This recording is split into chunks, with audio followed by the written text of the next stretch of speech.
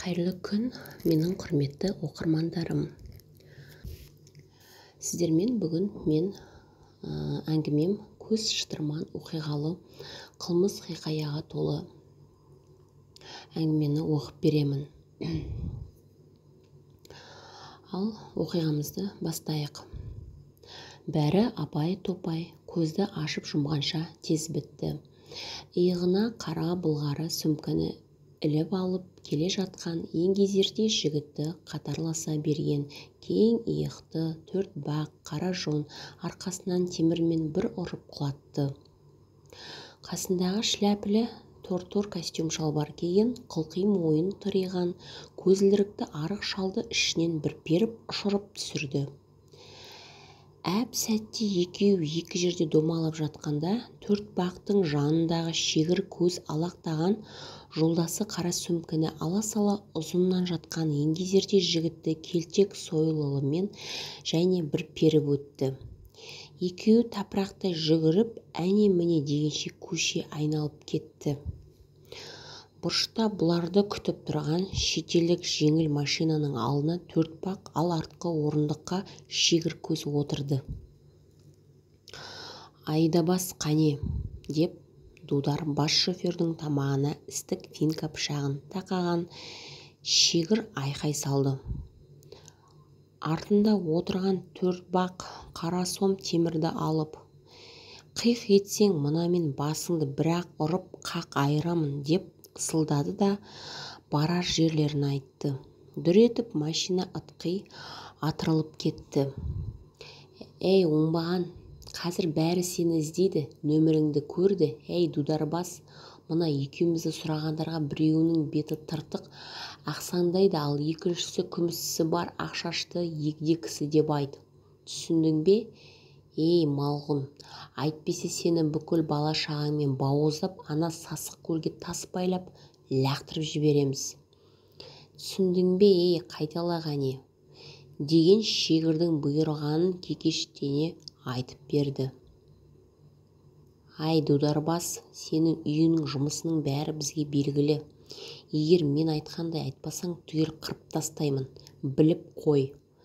Есі шыққан шофер машинаны ызғытып қисық-қисық жерлерді аралап Яссауи көшесіне келіп тоқтады.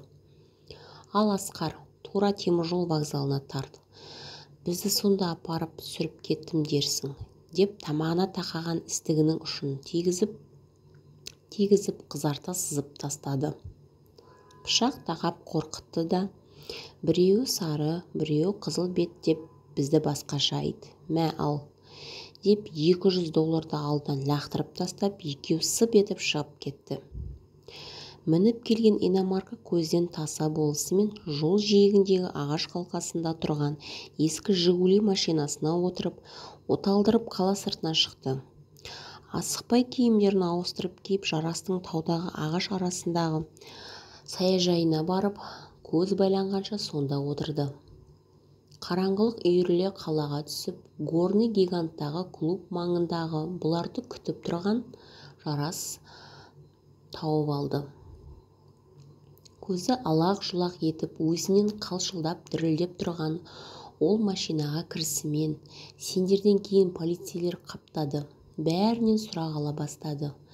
Күзетшісін оңдырмапсыңдар, есін жимай тұра алмай қалып, жедел жәрдем алып кетті.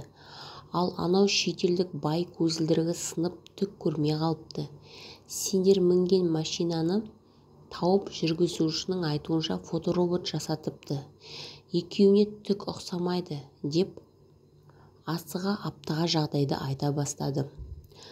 Басын ары-бері бұрған сайын көзілдірігі электр жарығына жарқ-жұрқ ете қалды. «Шәлтік түсіндік, тоқта», деп шегір көз мұның аптығын басты. «Енді бір-біріміздің нақты аты жөнімізді атамаймыз. Жарас, сен шәлтік дейміз, Ахмет досымызды боксшы деп, мені рецидивист деп айтасыңдар. Рецидивист десек қауіпті, қылмыскер екенін бірден білініп қалады. Сондықтан сен бұрынғыдай бізге шегір боласың», деп төрт бақ ой айтты. «Иә, шегір деп қана атаймыз», деп жарас күңк етті. «Ал енді миллионер мырзалар, табыс құтты болсын, үшеуміз кішкентейімізден бірге өскен, арамыздан қыл өтпеген доспыз. Қазір бұл олжамызды апарып жақсылап тығып жасырамыз. Тек мына артындағы шу басылған соң 2 миллионнан евроны бөліп аламыз. Қымбатты достарым, енді бұл байлық бізге өлгенше жетеді. Тек сабыр сақтап, тілімізге ие болайық деп шегір машинасын қаладан шығарып, тау жолына салды.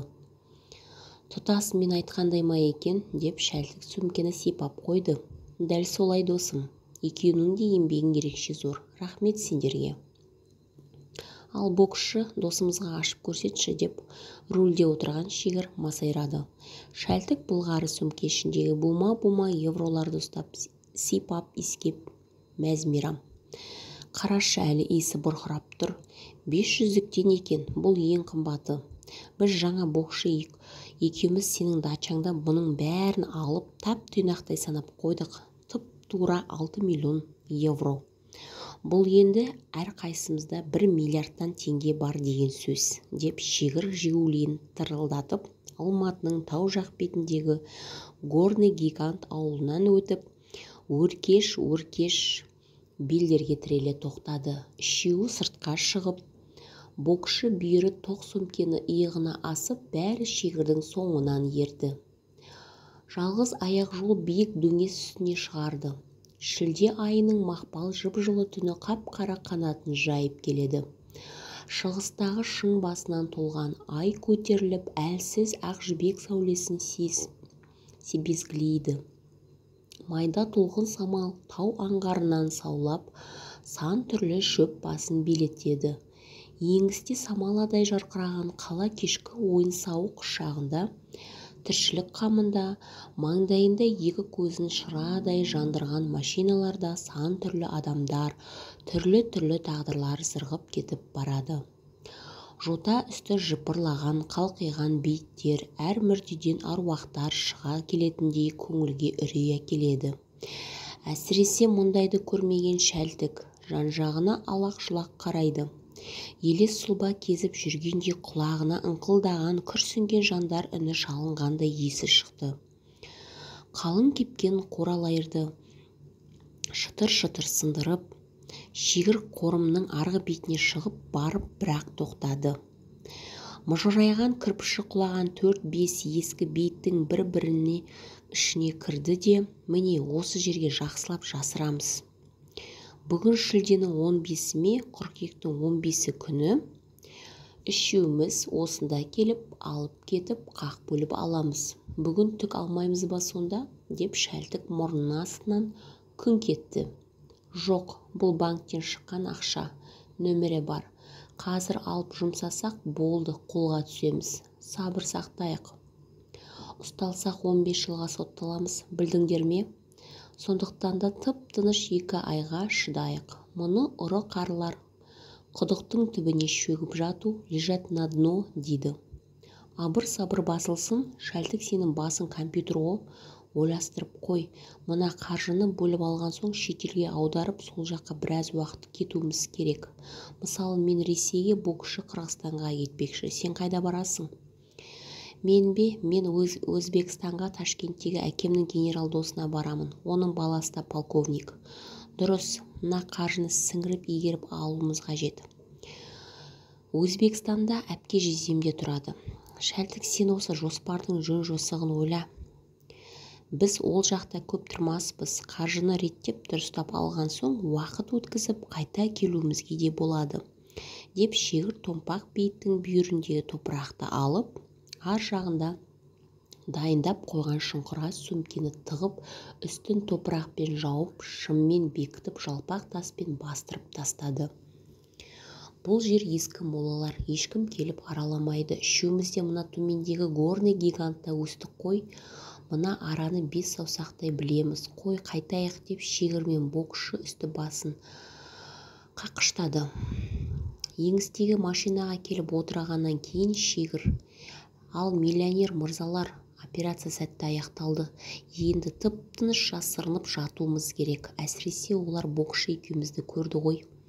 Мен бір айға демалыс алып үйде отыра тұрам, деді боксшы. Анау сендер мініп кеткен иномарка машинаның бұйрабас шоферіне банкке дедектетіп алып келіп аралатты. Соның айтуымен фоторобот жасатыпты. Ұрылардың бірінің мұрты бар, екіншісінің шекесінде тыртығы бар, мүлде басқа адамдар деп Шәлтік көңілденіп бүгінгі көрген білгенін айта бастады. Шәлтік, сен өзің шыжбалаңдамай өте сақ жүр. Біз бүгіннен бастап арақ-шарапты татып алмайтын боламыз. Арақ ішкен жан ақылын бірге ішіп, ләйліп сырын айтып қояды. Шәлтік, түсіндің бе? Егер қандай қиындық болса да бір-бірімізді сатпаймыз. Сатқан уәдені бұзған адамды бауыздап тастаймыз деп Шегір ысылдады. Тілін жұлып, мойнын бұрап, басын қақ айырамыз деп боксшы кішінді. Шәлтік, егер бір жайлы бықсаған әңгіме не бір қиын жағдай болса, боксшыға жолығып айтарсың. Түсіндің бе? Телефонмен бір-бірімізбен әзірше сөйлеспейміз, әсіресе сенің телефоның тыңдалады, деп таптап айтып, Шәлтікті үйіне бір көше жеткізбей түсіріп кетті. Өте қорқақ, бірақ ақшаны өлерде жақсы көреді, деді боксшы оның соңынан қарап. Егер мәселе туып жатса, маған келерсің, деп Шегір өзінің тұрып жатқан мекен-жайын айтып берді. Мен үйден шықпаймын, бір айға демалыстамын ғой. Боксшы үйінің тұсында Шегірдің арқасынан қағып түсіп қалды. Шегір жолдан бір бөтелке арақ тамақ алып келіп, пәтеріне кірісімен стақанға 150 грамдай құйып, алып тік тұрған күйі тартып алды. Колбасадан қарпып, бір-екі кесілген түйірін аузына сала шайнаңдай жүріп, бөтелкенің қайта тығындап, тоңазытқышқа салып қойды. Тәтті жымиып, қиялданып кеткенде Шегір көздері жалт-жұлт етіп, көк жасылданып, шоқтай тұтанып тұрды. Қуанышы қойнына сыймай, Шәлтік тапырақтап асыға үйіне кірсе, келіншегі әлі келмепті. Тоңазытқыштан пельмен алып пісіріп жеп, диванға жайғасып телевизор көрді. Кешелі бері үрейленіп есі шығып, түнде жөнді ұйықтай алмап еді.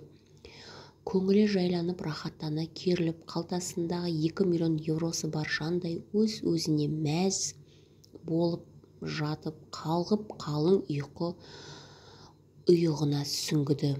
Сарт-сұрт еткен әлденеден оянса, есікті өз кілтімен ашып, әйелі кіріпті. Құлын мүшесі бұзылмаған ол бұратыла басып, өз бөлмесіне өте шықты. Сен қайда жүрсің? Сағат 12 болды. Жұмысың сағат 6-да бітеді емес пе? Деп міңгірлеп еді. Шешініп жатқан әйелі айылын жимады. Сен не ренжіп тұрсың ба? Ана Риманың қызының туған күнін кафеге барып тойладық. Подругам ғой, бірге жұмыс істейміз. Әй, әбден беледік-ау, дегенде үстінен арақ-шарап иісі бұрқырап тұрды. Сен неге жиын той, би дегенді ұнатпайсың осы? Деп бұған бұрылғанда екі беті албырап, көзі шамшырақша жанып, тіпті әдемленіп кетіпті. Өзбекстанға барып тұрсақ қалай болады осы? Сылқым келіншегі жібек күлгін ішкі көйлегін шешіп жатып, тоқтай қалып бұған таңдана қарап қалды. Сен шын айтып тұрсың ба? Әпке, жездем Ташкентте ғой, үлкен бизнес жоба бар сол жақта істейтін. Ақшаның астында қаламыз. Сен ақылдысың, осыны жазсаң нағыз данышпаным деймін, деп келіп мұның бетіне шөп еткізіп сүйіп алды. Ана дачаны қашан сатасың? Хабарландыру бердім, арзан сұрайды, сатамын ғой жаным, деп елпілдеп кеткен Шәлтік оған аппақ қалатынын әперіп кигізді. Тездетіп сат енді, Өзбекстанға өзің жеке барып бизнесіңді жүргіз, ал мен мына жақтағы сұлулық салонын кеңейтейін. Бірігіп тіршілік жасамасақ болмайды. Енді жоржектеп былқ-сылқ басып ваннаға кіріп кетті. Мұның шынаты жарас. Ал келіншегі анда-мұнда еркелеткенде ғана қолына уыс-уыс пұл ұстатқанда да өсіп жоржектеп наздана қалатын әдеті бар. Мәз болып, көңілі көлдей шалқып, төсегіне кіріп көзілдірігін шешіп қойып, ақ сазандай келіншегіне ынтыға күтті. Аппақ қардай орамалға оранып шыққан келіншегі қасына теріс қарап жатып алды. Бұл ұмсынып аялай сипалай бастап еді. Жоржик, қойшы, мен бүгін қатты шаршадым. Ұйықтайықшы, деп әйелі мұның құшақтаған қолын ары итеріп бөлек жамылғыны жамылды. Қараңғыда көзі жыпылықтап, Шәлтік оның бұл қылығына түк ренжіген жоқ. Енді 2 айдан соң миллионер болар сәтін ойлап рахаттана керілді. Сол кезде сен менің қолымда ғана емес, әуелі аяғымды сүйесің. Сенің бар арманың байлық ақша ғой. Көпірген буда ақшаның буымен 4 құбылаңды толтырып тастап, баладан бала таптырып, үйге қадап отырғызып қоярмын, деп ұйықтап кеткен келіншегіне қызыға қарап тұншыға күлді. Үйге кіргенде 2 баласы да ұйықтамапты. Бәрі жапа-тармағай боксшының алдынан шықты. Папа, маған не әкелдің? Қашан велосипед әпересің деген үлкені. Пап маған айтпады деген кенжесі жармасып. Ар жақтан қарны шермейіп қалған келіншегі шығып балаларына: "Қане барыңдар, әкелерің шаршап келді" деп қуды. Жуынып, шайынып, қуырған макарон мен туралған помидорды қосып ашқарақтана жеді. Жүзі бозарыңқы, шаршаңқы келіншегі: "Ей, бітіп қалыпты" деді бәсең үнмен. "Сәл шыда жаным, бәрі де болады" деп күйеуі желпінді. Қажып жүдеп кеткен әйелі қыз кезінде қандай еді? Міне аз жылда маңдайына әжім түсіп, алжасы шыққан әйелге айналыпты. Боксшы бір жылы сөз айтқысы келіп, қарызға қаржы таптым, міне деп қалтасынан 2 бума долларды алдына тастай салды. Мынау қанша деп мұндай ірі пұл ұстап көрмеген ол бұған таңдана таңқала қарады. 20 000 доллар, ертеңнен бастап 1 айға жұмыстан демалыс алдым және жаңа үйге көшеміз, деп еді. Баяу әрең қозғалып жүрген жары ұшып тұрып, мұны құшақтай алып шөп-шөп сүйді. "Ақыры дегенімізге жеттік қой, жаным" деп көзі жасаурап күйеуіне қыз кезіндегідей наздана еркелей тіл қатты. "Сен ұнатқан сол 3 бөлмелі пәтерді аламыз, көшуге дайындала бер. Жаным, мен саған өлерде сенемін ғой. Сен мына балалар үшін бәрін жасайсың. Сені қатты сүйемін ғой мен" деп өсіп кеткен ішіне қарамай, күйеуінің кірпікше тікірейіп тұрған шашын, күн мен жермай иісі аңқыған арқасын аялай сипалағанда көз жасы төгіліп кетті. Әр жақтан балалары келіп, әке-шешелерінің мына қылықтарына таңдана қарап сәл тұрды да бұларды жармаса құшақтады. "Бұдан асқан қандай бақыт бар? Мына бүлдіршіндерім ертең бәйтерек боп биіктеп, қанатын жайып бізді қуанышқа бөлеп тастайды" деп боксшы көңілі тасып болып толып тұрды. Шегір тамақ ішіп әлденген соң рахаттана суға түсті. Жуынып шыққан соң тоңазытқыштағы бағанағы бөтелкені алып 200 граммдық стақанға үлпілдете құйып және ішті. "Ешкім көріп тұрған жоқ, қазір ұйықтап демаламын, ешқайда шықпаймын" деп өз-өзін жұбатып, темекісін будақтатып, қалған арақты көп ұзамай тартып алды. Ойды ой қуалап, көзі қылиланып, отша маздап, алға жөн-жоспар құра бастады. Міне, айды аспанға шығарып, ғұмыр бойы көздеп жүрген, ішіне сармайдай сақтаған арманына қол жеткізді. Ол электр жарығын өшіріп, терезені ашты. Даладан салқын леп толқи кіріп, масаңсыған денесін сылап-сипап сергітіп жіберді. Көшеде ағылған сан түрлі машиналар бірін тынбайды. Қалада түні бойы қарбаласта. Шегір соңғы рет таразда отырғанда Қанжармен жақын болды. Уақыты бітіп түрмеден босап шығайын деп жүргенде күн жеген қара тастай беті бұжыр-бұжыр, Қанжар бұған желімше жабысып айландыра бастады. "Саған ерекше бір іс табыстаймын, істейсің бе?" деді. Мұны жеке шығарып алып: "Ол атақты баукеспе, рецидивист, ол қандай шаруа?" "Адам өлтіруге бармайым" деп Шегір сақтана сұрады. "Мұның дұрыс, кісі өлтірсең іздеп соңынан қалмайды. Менікі өте жеңіл нәрсе" деп қайта-қайта түсіндіріп айтып берді. Зонадан шығысымен Қанжардың айтуы бойынша Шымкентке барып, зиратқа тыққан ақшасын алып, телефонда айтқан кісіге апарып берді. Арада 1 ай өткенде Қанжар мұны тауып алды. Үстінде жап-жаңа киім, басында қарқарадай әппақ шляпа, көзінде қара көзілдірік. "Қане жүр, ресторандадайық" деп қымбат мейрамхана төрінде отырып, неше түрлі асқа алдын толтырды. Екеуі бір бөтелке тауысып, мұның бөлмесіне келіп ұйықтап тұрған күннің ертеңіне шефир шай ішіп отырып былай деді: "Шегір, мен саған ризамын. Сен алғыр, тиянақты, нағыз серік болатын жансың. Мұнда ақмақты үйретуден өліні тірілту оңай. Ал сен айтқанды тез ұғасың, серттен таймайтын арлансың. Жаманмен жолдас болсаң басың кетер, жақсымен жолдас болсаң ісің бітер. Сен ақша апарып берген біздің түрме бастығыңның інісі. Солар міне есебін тауып босатып жіберді. Баяғыда Шымкенттен үлкен олжа тауып, 2 бөліп тығып қойғанмын. Бір бөлігін сен алып бердің, екінші тыққаным алып келдім. Мә саған, ішіп жеуіңе $10,000. Ол құрым қызыл шайды қайта өзі демдеп шиферді ұзақ ішті. Енді тыңда Шегір, екеуміз жорыққа шығуымыз керек. Есіңде болсын, майда шүйдеге емес, майлы семіз жерге баруымыз керек, деп бұжыр-бұжыр беті жазылып, терлеп жаңа жоспарын айтып, бұған сынай қарап қалды. Шегір оның бір сай сүйегінен өтетін суық көз қарасын үрейленіп шошиды. Екі көзінің орнына 2 кесек мұз салып қойғандай тесіле шаншыла қарағанда, мысы басып, қара жерге қазықша қағып жібергендей, әлем-жәлем берекең қашып, үрпеген күйге түсесің.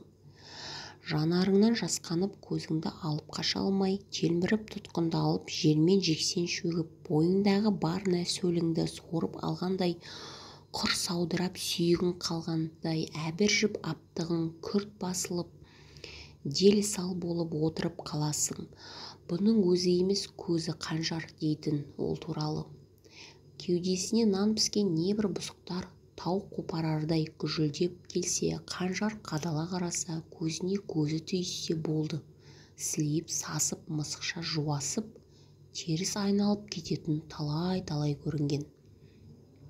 Шегір, сен қанша рет осы сотталдың? 6 рет. 6-ауында да ұрлықпен түстің, ә? Есіңе мықтап сақта, енді біз кәкір-шүкірге малданатын, көрінгеннің қойын қонышын тінткенге алданатын карманниктер емеспіз. Жазықсыз жандарды бауыздап ұрып жанын алатын қарақшы қан ішер болмаймыз. Біз қылмыскер әулеті төбесіне көтеретін интеллигент сері ұрылар дәрежесіне көтерілеміз. Ол не екенін білесің ба? Біз вокзал, автобус, базарларда көрінгеннің костюмын, әйелдердің сөмкісін аңдып жүретін көрт шыққандықтан құтылып, қалтамызда $10 доллар, евро жүретін ақшаны көсіп табатын ірі іспен айналысамыз. Саған әбден сенемін. Алтыңда жалаңаш кісіні ұры тонамайды, қу сирақ кедейге ешкім жоламайды. Біз атақты байларды аңдаймыз. Олар көл-көсір байлығын елді жеп, тонап, жең ұшынан жалғасып жинады. Сен екеуміз енді сондай қаржысы мол, мырзасы мақты іздеп дәл табуымыз керек, деп қып-қызыл жұғындысы шыныға жыққан шиферді ұрттап қойып, тебірене айтқан оның әңгімесіне үнсіз бас шұлғи берді. Беті бұжыр-бұжыр, мұз көзді, қанжар айтпайды, айтса қайтпайды. 10 шақты күннен кейін бұл ұйқысынан тұрмай жатып, ол үйдің қоңырауын басып тұрды. Шегір, сапарға дайындал, алтын сарайлы адамды таптым. Бүгін жұма, кешке олар 8 көлге 2 күнге демалуға кетеді. Мен әдейі бай манаптар тұратын коттедж қалашығынан пәтер жалдап тұрдым. Төңірегіме көз салып байқап қарай бастадым. Сыртқы келіскен мрамормен қапталған зәулім 3-4 қабат хан сарайындай үйлердің нөмірін, жүріс-тұрысын аңдыдым. Ақыры есік алдында құмда ойнап жүрген кішкентай балаларында бір-біріне біздің ертең 2 күнге 8 көлге шомылуға кетеміз деп айтқанын естіп, қатты қуандым. Бұл сары шаш бала көрші 3 қабат әңгірейдей биік қамал шетел үлгісімен салынған үйдің жалғыз ерке ұлы. Оның әкесі соңғы 2-3 жылда кенеттен байлыққа бөгіп қалған жас жігіт. Криминал топтардың айтуынша наша сататын барон. Бұлар ақшасын банкке салуға қорқады, үйіне тығып ұстайды. Дайындал, Шегір, ұлы сапарға. Қанжардың 2 көзі де қанталап өртше жанып тұрды. Бұл мақұл деп бас изеп, оның айтқандарын орындауға тырысты. Екеуі тастақтағы базарды аралап кәкір-шүкір сатып алды да түс ауа Қанжардың пәтерінде отырып терезеден көршісін аңдыды. Кезінде физкультура институтын бітірген бұл жігіт біраз жыл базарларда курстастарымен рекет болып жүрді. Одан өзі наша шегуге әдеттеніп, шу өңіріне шығып, сол қарасұра өскен алқаптан қаптап жинап беретін жан кешті жандарды іздеп тапты. Әлденіп қорланып алған соң сонау Ауғанстан, Тәжікстан арқылы әкелетін адамдардан қабылдап алып, Ресейге, Европаға тарататын наркобарон болып алды.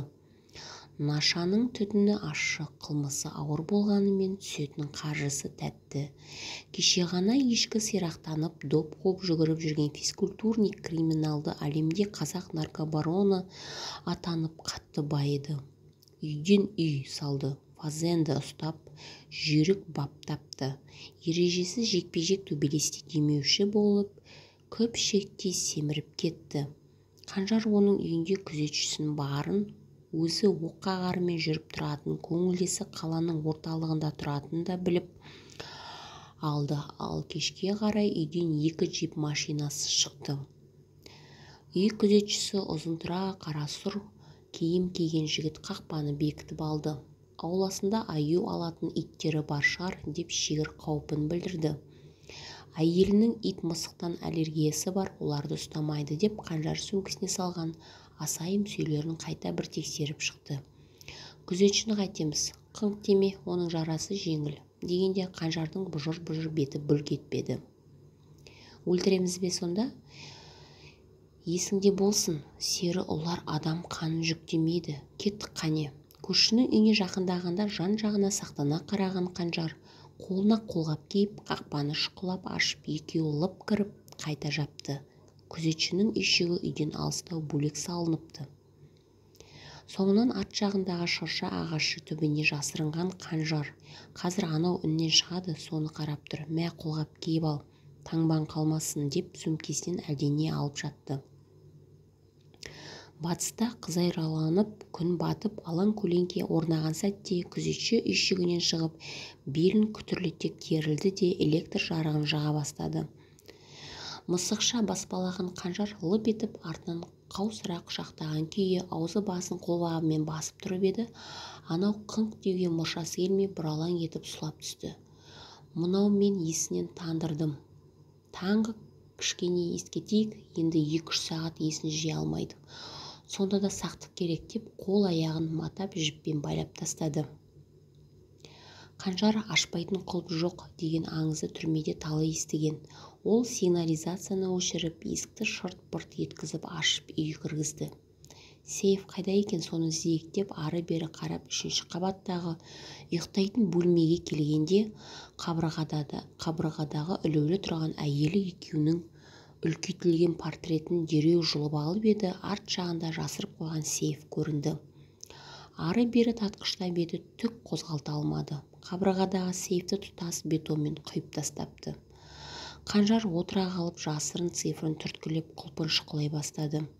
Ананы қарап қой, тұрып кетпесін деген соң астына түсіп, серейіп жатқан байлаулы күзетшіні көріп, қайта көтерілсе сейфті ашып, бума-бума ақшаны мойнына асып алған сөмкесіне салып алыпты. Кеттік деді ақырын ғана.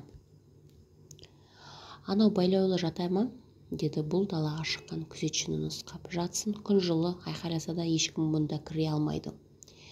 Ертеңгісін сағат 10-да ауыстыратын адам келгенше демала тұрсын деп қақпадан зып беріп шығып, енді келесі көшеден такси ұстап мініп шегірдегіне келді.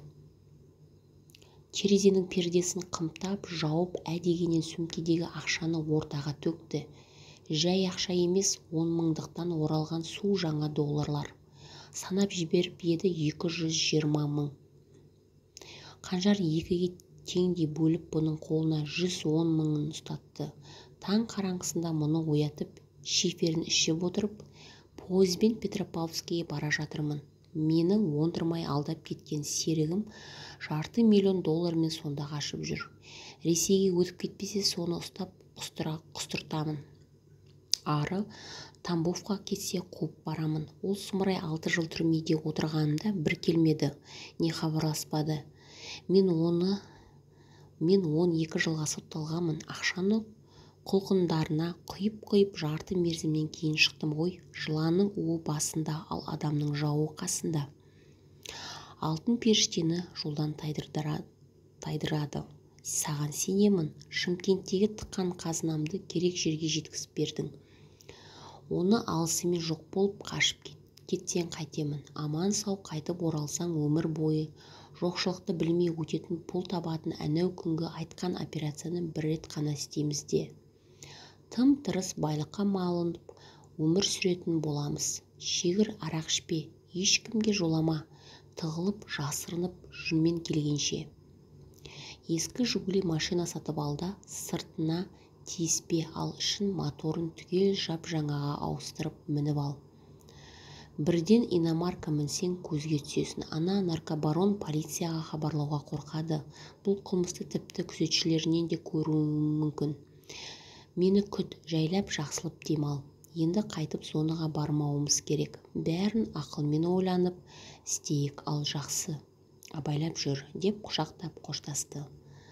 Қанжар кеткеннен кейін бума долларды қайта сипалап, елжірей Мерлене қарағанда көзі суланып, кілмейіп, қылиланып кетті.